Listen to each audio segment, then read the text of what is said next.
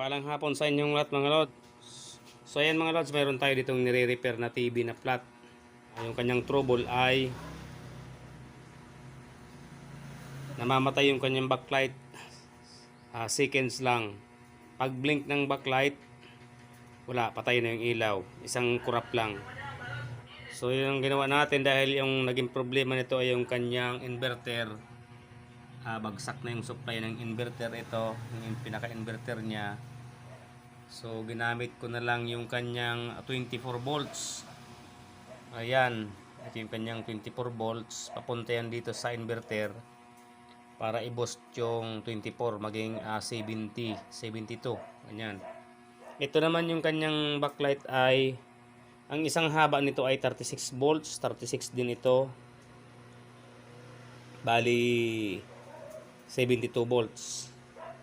So bumabagsak na yung kanyang inverter. Kaya ang ginawa ko ito na lang. Kinuha ko yung 24 volts dito.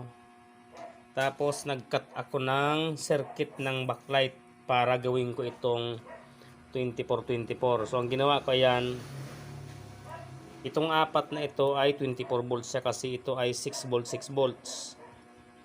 Yan, kinat ko dito. Yan, kinat ko siya dyan. Cut ko dito. Ginam ko ito para maging 24 volts na lang itong apat na ilaw. Ayan, naka 24 volts na siya. Tapos yung kinat ko dito, cut dito. Ito naman kabilaan natira. Ito tira ito. Dalawang ilaw itong natira at ito yung dalawa. So, siniris ko siya para maging 24 din. So, ito na siya. Ito yung linya 24. Ayan, 24, 24. Yan, test natin. Ayan, automatic na siyang umiilaw kasi hindi na dumaan sa switching ng system yung ating backlight. Ayan, naka 24 volts siya. 24, 24, 24. Ayan, power on. Ayan, lumalakas siya ng konti. So, ayan. Okay na yung ating nire-repair na flat TV. Yan mga lods, hanggang dito na lang yung ating mixing video. Thanks for watching.